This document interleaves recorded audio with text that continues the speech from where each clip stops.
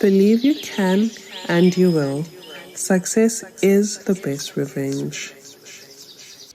Sanibonani, hello everybody. This is your girl Unompumelelo Success Mashinini once again back with another video for you guys. This, you guys, is a continuation, part 3 of the story time. Remember that first video where I said I don't trust myself and that I don't believe that I will actually be able to finish the story time in 2 parts? Well, that's where we are now. So I decided that that previous video was too long, so I was just gonna cut it because I also don't want you guys to sit for too long. Already I do that, and I'm sorry, it's never my intention. I really try to keep it short. But this one I'm capping it. Okay, I'm just wanna address the last points, because what I had promised you guys previously was that I'm gonna cover and tell you guys, Guti, how did I get to the point where I am at today. But there's always so many stories in between that I wish I could tell, and then I get derailed. And actually I do plan them as part of my planning, like the scripts that I have, but also what's the word, it in my head, when I think of the story, it's very short. Like I can tell it in like 30 seconds, but then once I start talking, it becomes 30 minutes, one story. So but I just want to cover the rest of the stuff. So the last video I kept it at my last paying job, but before that I want to give you guys, you know, advice or the nuggets, or what I need you guys to take away from this week's video is Bursary,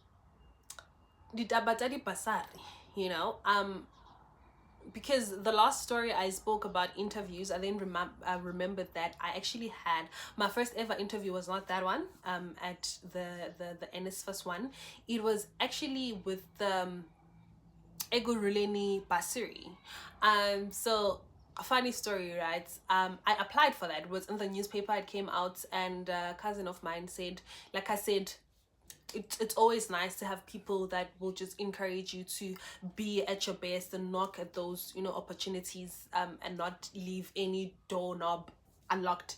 So he then says to me, here's this opportunity, apply for it, you might be lucky, you know. So I apply for it. They also over there, they'll ask me what you want to study. I say what I want to study and all of that, and then I actually get a call back, and they said that I have an interview, because they're not just taking anyone, so you have to earn the bursary. I remember their mom saying, hey, you know,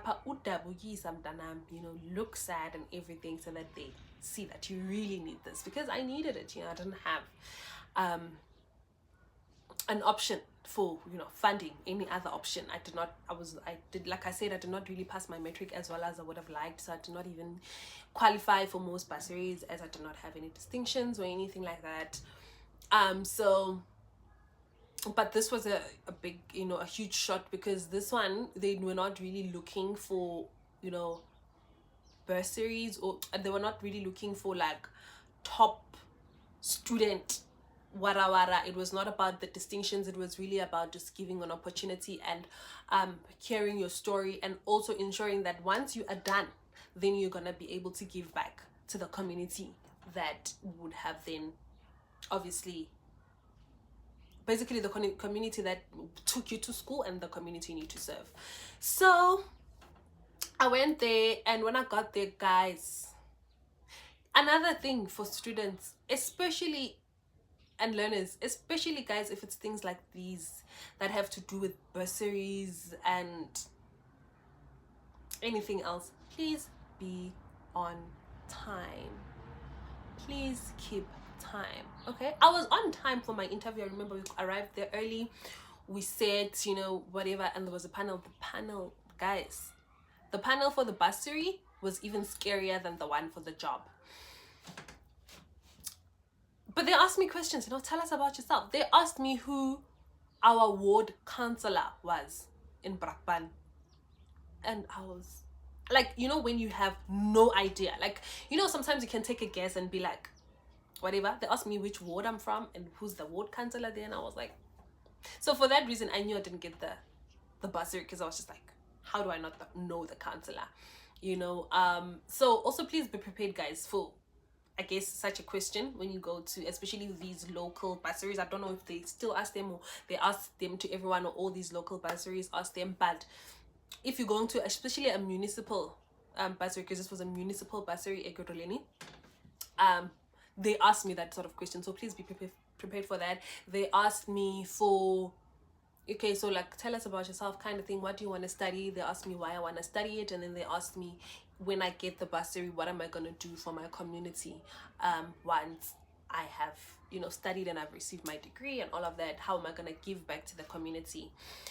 So yeah, I just answered those questions. And, you know, I said, because I'll be a health inspector, you know, because I knew kind of had an idea what they do, I'll ensure that, you know, the environment is clean and all of that. So yeah, so in me being late, I got there, I got the hem or the tail of the whatever the event, whatever was happening there, because there was just an information sharing session. Then after that information sharing session, then we signed for our bursary. So I signed, and then I was to receive my bursary, and then they made it clear to me that for the course that you're studying, we're only gonna cover your fees. It did not, I think, fees and books, like stationery, and then no accommodation, no food, nothing, just you, basically anything that has to do with the studying. But the other stuff we're not gonna cover. And I was very much aware of that. My mom was still, you know, we were still grateful, because my mom only had to then focus on the raise and the like food, giving me allowance for food. So that's what happened in my first year. And then I did not have an SFS bursary because I was getting the other one. And then what happened was that I then when my second year came, I just went back to Cape Town without signing anything. So once I'm now in Cape Town, they say to me, I'm supposed to receive my bursary. And then they say to me, but you must come and sign. And then I say, but I'm in Cape Town. But they're like, we told you that you have to renew your bursary every year. It's not a thing of once you start, you sign first year, it's gonna last forever. You have to sign every year. And I was not aware of this because I arrived late. So they said, we shared it, we told you. And I was like, oh my gosh, I didn't know this information. So I sent my mom to go sign, but they said, no, we don't want you to sign on behalf of her, we want her to be here. But I no longer had another money for a bus to come back, and the signing also was happening on a particular day. So I had not even arranged for it prior that I would go and sign. So the money was not there. And even if I had made arrangements, because I got a call and they said, come to the signing tomorrow, and honestly, they're calling me today, I don't have a plan.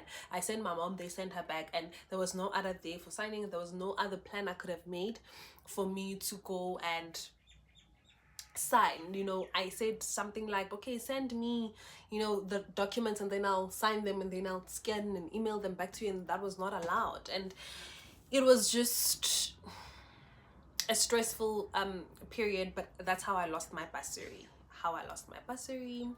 So please also, when you get a bursary, please pay attention to things like that, because also it's not like I had a form or a booklet or whatever that I could take back home to read, you know, the terms and conditions of the bursary. They were just there, and I guess they explained them in the information sharing session, and then I signed on the dotted line, and then I gave in the application, and I didn't know the T's and C's, you know. So by that, I then lost out on bursary for second, third year. I no longer had a bursary, and I also did not have NSFAS. I applied for it, and I think I got NSFAS though in second year, and it only paid for me that year only. Third year, they also did not fund me again. So it was a difficult thing also not being funded by NSFAS, because everything is just everything. The burden was on my mom. There was no help that she was now getting. At least in first year, she got the help, you know, from the Ekurhuleni bursary, but after that then there was nothing. So it was burdensome. I remember my friends, and shout out to all you guys, I love you so much, who shared their NSFAS money with me. We used to chow it, you know. They'd say, NSFAS is income, let's go to Pick and Pay, you can pick, you know, whatever groceries, and then with the money that your mom gives you, then you can buy yourself something nice. But in terms of your staples, come, let's share, you know. So like I said, I love a family, you know. A friend of mine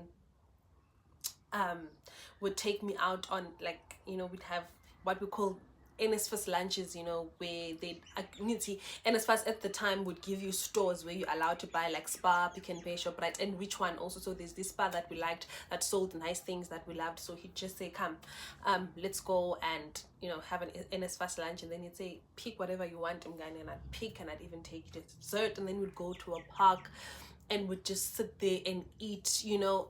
And sometimes he'd say, Mgani, you know, NSFAS gave me money for groceries, because like I said, and back in the day, there was like a proper like breakdown of like NSFAS fees, to say you have 1,000 rand and you only spend it here, and this is what you do with it. You have even the stationery shops that you could buy from. It was specific, everything was specific. So he said, Mgani, I have this money, and I don't need groceries at home, because I stay at home. My mom already buys us rice and Kellogg's and all these things that we need. So come, your shopping is on me, you know. Come, like he'd just say, spend my, you know, innocence voucher, because already he was just getting the benefits of the fees and whatever being paid for him. So he just said, because I can't really spend this money elsewhere, or it's too much for me to eat alone, come take from my NSFAS thing. So guys, also here's another tip: if you can help someone like that, because honestly, there's no one, I never asked my friends or any of my friends to do that for me, or I don't know, no one told them, maybe it was their consciences or whatever, but they did it for me, and till today I haven't forgotten about it. It still counts a great deal. I still appreciate it today, and it's still one of the things that have propelled me to get this far. Yes, my mom gave me an allowance without fail. She really, though months were not the same, you know, but she really did. But also those type of things where they say, okay, because my mom's, the money she would give me was very fixed. The clothes had to come from that money. When I needed transport for anything that was outside of school, when I needed, you know, money for groceries, when I needed money for activities. For instance, I had this blog that I was doing, and sometimes you'd have to Uber to places and whatever, and my allowance was fixed, you know. So the type of things where I was being helped by friends, it helped, you know, it helped a great deal. So then I could just take the allowance that my mom would give, and then and use it on the stuff that I should have used it on, when the kind of stuff that they donated for me, which was mostly groceries at that time, because that's what NSFAS offered, you know. But also outside of my friends in school or at res or in class, my friends also from church, like I said, the group that I found that helped me, like in things in terms of like covering transport costs when we were traveling as a group to go sing at church or whatever. I remember a friend of mine, we were wearing a certain color for that themed, you know, concert and whatever at church, and I did not have those colors. As much as my mom bought me the stuff, but they could not get to me on time, and my friend said to me, okay, let's go to Legits, pick whatever it is that you want. And I picked whatever, and she paid for me. She had my nails done, she had my hair done for free, and this, I'm talking weave now, you know. You never even know how to pay back someone like that, you know, someone who's done that for you. So I'm so grateful for my Cape Town family that I still love so much, and please do that to other people as well, you guys, my Cape Town family, but also to the new people that I'm speaking to here, or my friends and family and whoever else that is watching on the internet. Lend a helping hand all the time. Be kind, it goes a long way. Now let me continue with the story time. The advice part is done. So after that, I come back, Kesana, to Joburg. 2019 was not a pleasant year for me, guys.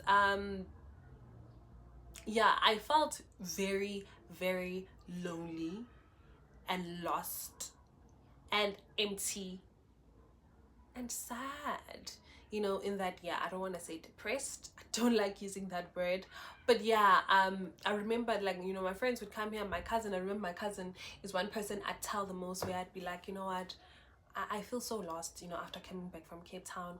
I feel like I no longer have friends. I had the one friend who's the doctor, and she's in school.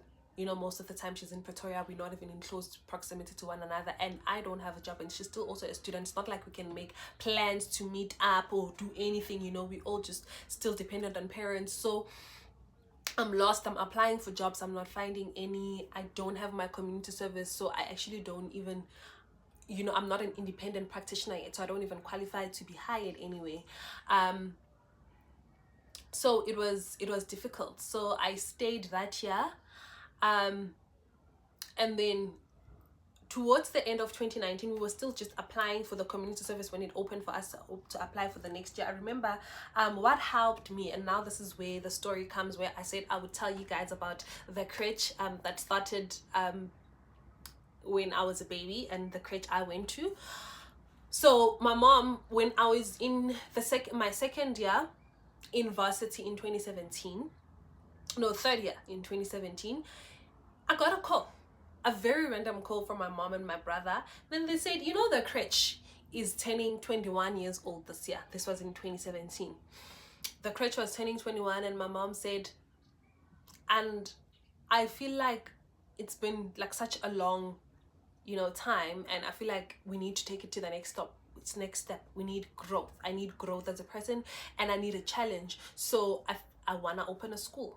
I want to start a school. I want to start a school that will teach learners differently. I want to start a school that is still religion and Christian based, because schools today, they no longer pray, and there's just a lot happening in terms of schools, and even in terms of the the quality of education that's given. So I want to start a private school where learners can come, and the learners that are probably not accommodated very well in public schools, because there's a lot of them in class and all of that. I want them to come here so that they get individual attention.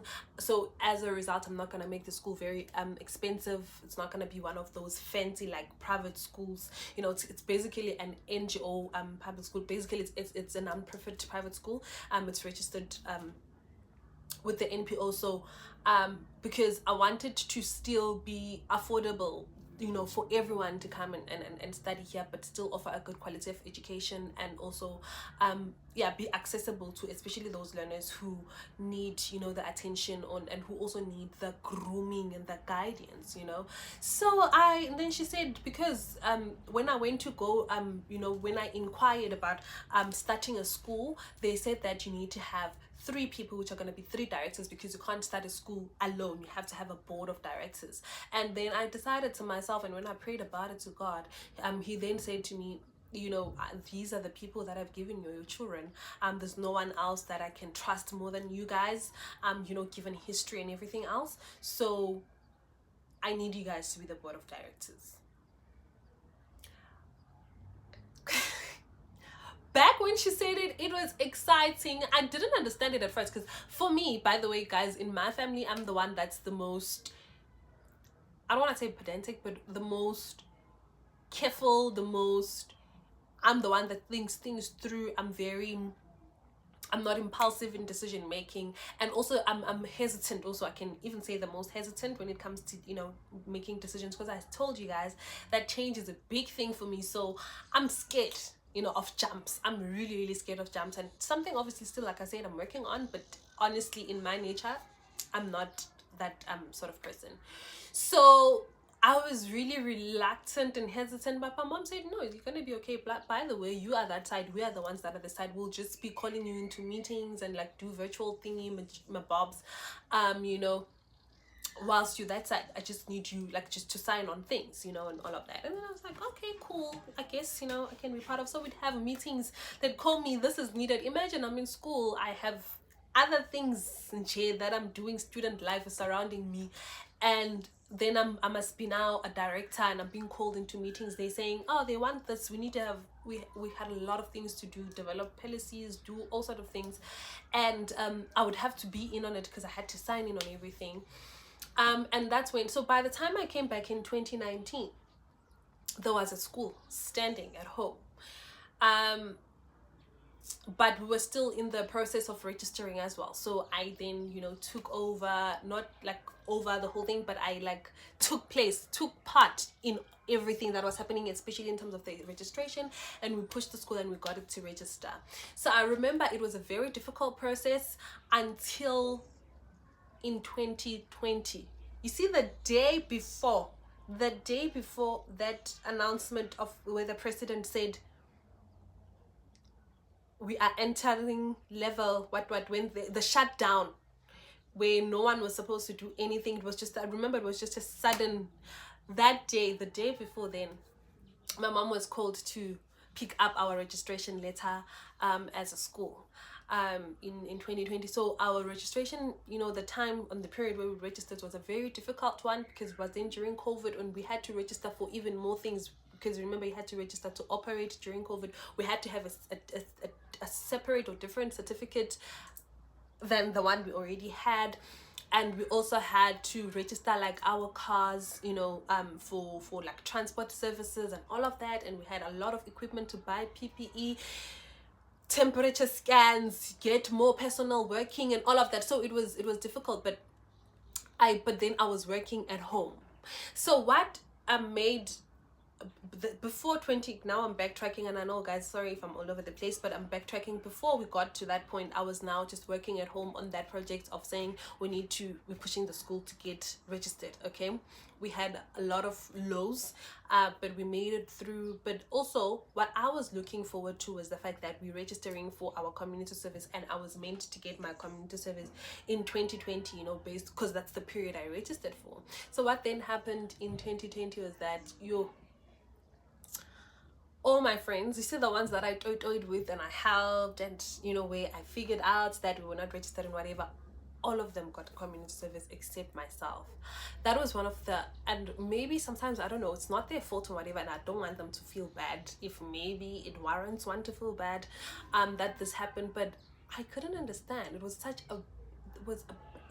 sad moment for me. Like, I was just not okay. And also, besides that, I felt kind of sidelined, because now they're talking about community service things. They're talking, where are you going, whatever. They catching up on as to what's happening in one is in another province and another is in another province, in different provinces. So they have things to talk about with one another, and I'm just left at home doing nothing. And obviously they don't want to be talking about things and where I'm not accommodated. So I think they also felt a bit misplaced, which also left a bit of like a gap in that year in my friendships. So I was very much alone. I was really not okay until COVID. So when they say other things are a blessing in disguise, yes, COVID was it was horrible. People were dying, people lost loved ones, we were locked up, we were scared, anxious all the time. It was a horrible period, but for me there was a glimmer of light. Is that what it's called? A glimmer of light, shimmer of light, because due to the pandemic they needed a lot of health professionals, and that's how I got my job as the community service. And I used to pray so hard that when I get my community service, I don't want to get it in another province. I didn't even want to, I was open to the idea of going to Cape Town, but I didn't even want to go anymore, because now I had gotten used to being home. Like I said, change for me. So because I was so used to being home, I was praying that, oh my gosh, can my community service, actually I was praying that it can be on the street down the road, because we have a municipality here. So I was like, can it just be here, and then I can just like walk to work? And I was, because I'm that person, I was just like thinking maybe I can even serve in transport fees, even lunch fees. Maybe if I don't have lunch, I can just walk home and come eat and go back, type of thing. But luckily for me, God was just listening to my prayers, and because he at least made my community service to be at OR Tambo, which is like a 35 to 40-minute drive away from me. So it was really not bad. It was doable. It was during the pandemic, so I was really scared. But I did it, and eventually I finished it, and I was then certified an independent environmental health practitioner, which means that now I could, I qualified to work as, before I didn't. Before, when you're a student still, you don't qualify obviously as a professional, so you have to be registered with HPCSA as an independent practitioner. So after that airport again, now post 2021, I'm now misplaced again. I don't know what to do. So I remember I went to a modeling course because I thought, okay, maybe I can do modeling.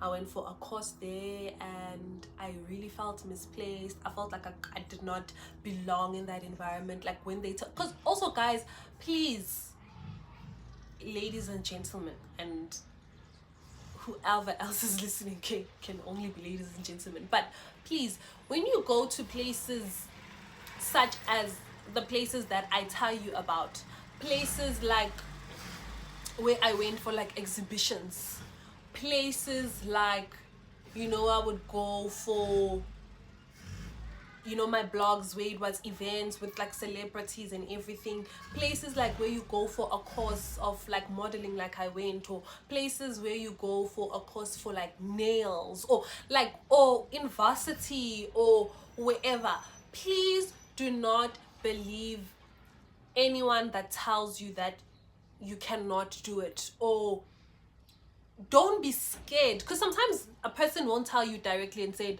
you don't belong here, but the things that they say, you will take it upon yourself and think, oh, maybe this is not for me. Other things, yes, it's easy to decide, like for instance that, okay, no, this one, it's fine, it's not for me, or I can't do it because of my, like when I decided I couldn't be a pilot because nothing was coming together. But in terms of like when I got there modeling, they told me a whole lot of things about castings and being part of agents and having a profile and how much it would cost, and I just sat there and I was just like, I cannot do this. I can't, like, it's a lot. So the information overload when you attend courses, it tends to overwhelm you and scare you, and you think to yourself, my gosh, I can't do this, So even like I said, in environmental health or wherever, or in school, in a tertiary or a college or wherever you go, or in matric, for instance, maybe in grade 11 or grade 10, and you're still gonna go to matric, and you get there and they tell you that hey, it's very hard to pass matric, you're not gonna make it, or like they scare you that, that joke that says, when you get to class and the teacher, first day of school, and the teacher says we're already 2 weeks behind with the syllabus, like how are we behind when today's the first day? Like they will scare you. I am one that's easily scared by such things. When a person just tells me, yo, you have 50 assignments to do and you must do them all in 3 months, like all of that, and then I start to panic, and then I automatically start feeling like, oh my gosh, I can't do this, and there's this other lecturer also in varsity that used to tell us that we would never pass this subject and we would never survive in that field and all of that, and it used to get to my head, and as a result I never used to, that's the only subject I never got a distinction for. And it's a good subject and it has jobs, but because of all the things that were said, it came to my head, and the voices, stayed in my head, and I took it, and I simply hate it. When I went for my BTech, and I could choose in BTech, it was no longer compulsory, I could choose what I specialized in. I did not specialize in that field because I hated, simply because of what all the things that the lecturer would say, and other schools and other people. By the way, to prove that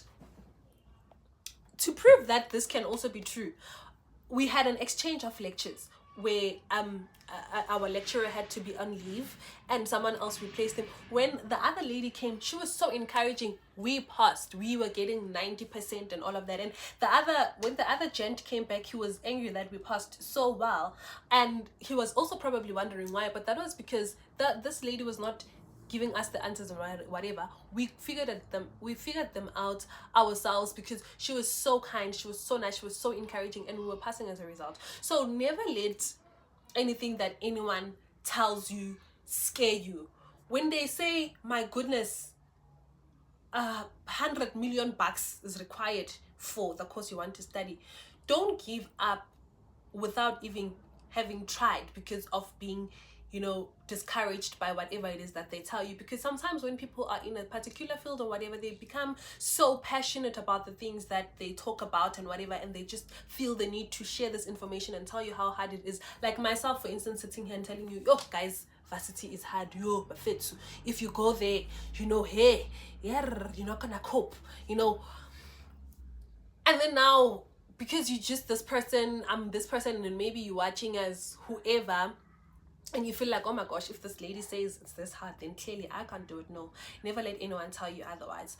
Go there and check it out yourself, and then fail having tried. You know, some things, like I said, you it's okay to say, it's not for me. So for me, modeling were those things where I was like, this one I'm not even gonna try and pursue.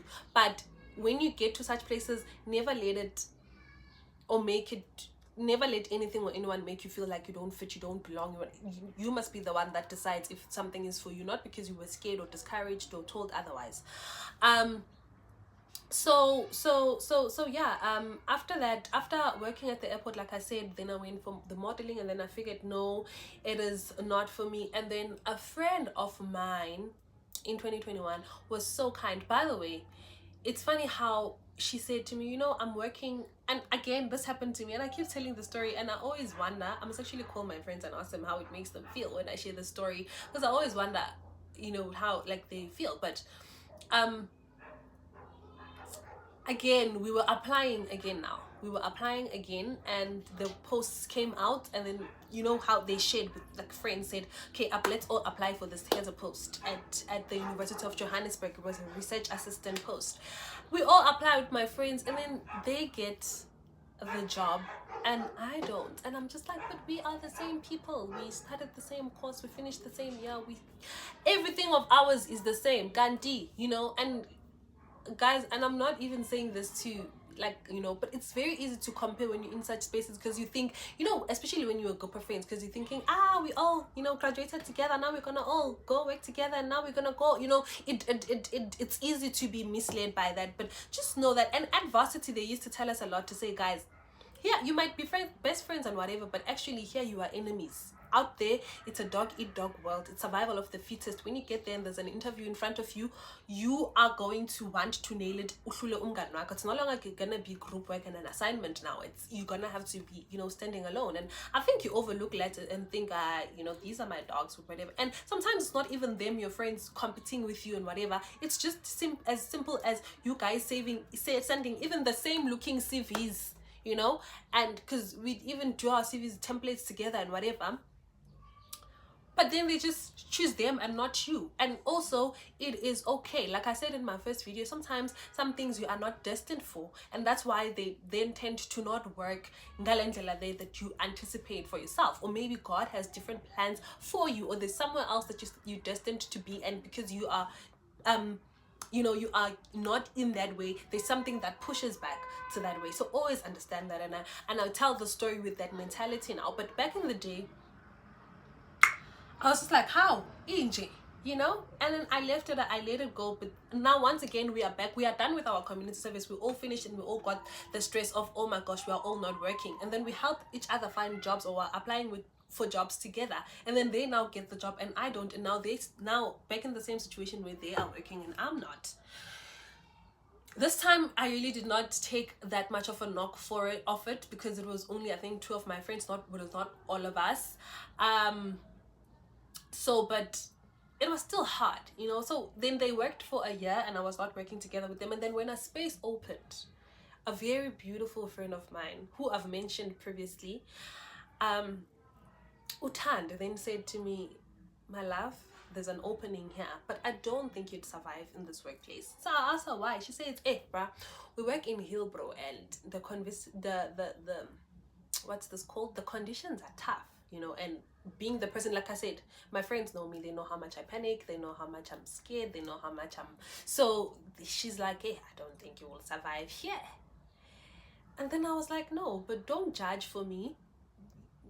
I'm in, you know, give me the chance. And then she said, okay, let's see, but use was Bonella now when you get her. And then I gave her the chance. I handed in my CV. January 2022, on the 5th of January, I remember, they said, you're starting. And I remember even when I went there for my first day, my friend was not even there. And then she said, how was it? Yo, it was tough, guys. I was traveling to Johannesburg CBD. Those who know by taxi. I was getting off at MTN. I had to walk to UJ DFC. It was tough. When we got there, we were working in Hillbrow. And you know what? I braved it up. Like, I am still so much in awe of how I really was in Hillbrow. I don't know if I went expecting the worst, so when I got there and anything and everything was happening, I was ready for it. But I don't know if I prayed so much, because I was really scared and I really prayed. Hey, so I don't know if the praying and the premeditation helped me, but I was not scared. I just stood it brave, and I went on there. Yes, there are scary moments where you're like, yay, what's happening? But I did it, you know. And each time I was standing there, my friend would look at me and say, I can't believe you're here. You know, I can't, maybe not in so many words. Maybe she was saying, you know, okay, now I'm putting words in her mouth, but maybe she was saying, I see the growth in you. I see that you've braved this out. I see that you're able, you know, because we would be like randomly standing in the streets of Hillbrow and things were not easy. Hey guys, and she'd just look at me and smile, and then I'd be like, and then she'd say, I really don't believe you here. Like, when I recommended this job, I actually thought you were gonna say no. And even when you said yes, I thought, this lady, she's gonna come here and stay for a week. Even a week is too long, and then she's just gonna leave. And you here, and you're doing this, and you look like you're okay. Like, I thought maybe we'd have to deal with a panicking you or whatever, but you actually, and you're doing your job so well, and you're doing it so gracefully, and you are so committed. Like, you know, like, because you probably just could, you know, not be, or just think because maybe you don't take this job seriously, so you're not gonna do your best, but you are actually doing your best. You're doing so well. Also, shout out to my friend. She's always such like an encouraging human being in like everything that I do. This is the same friend who also took me to radio, so she just always sees the potential, you know, in me. So I'm grateful for that. But in this time around, I guess she thought, Sissy, she's not gonna make it this one. And I think that is just simply because of the nature of the job, as well as the environment that we did. Yeah, she just, but I really braved it out. I was there for 2 years. I actually enjoyed the 2 years I was working there. Not the work per se, but the environment was very good. It was stressful, you know, because always, like, there's just always something at the workplace. But in terms of my colleagues, the people that I worked with, amazing. God has always blessed me with working with amazing human beings.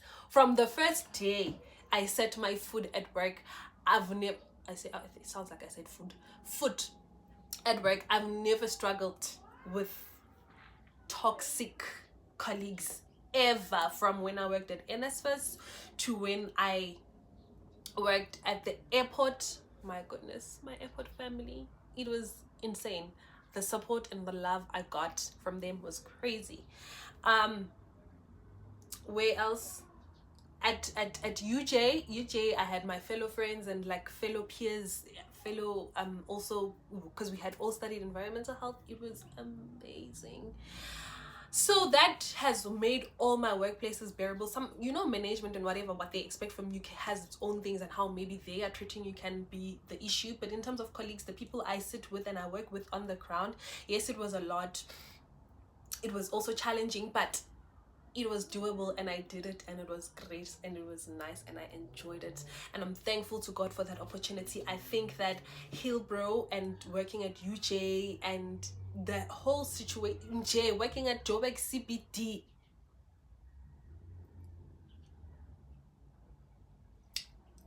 and in the streets, guys, not like in an office. In winter, I remember the first winter I had to be out in the streets because we were doing what they say is field work, or a field job, where you have to be going out and conducting research in the streets.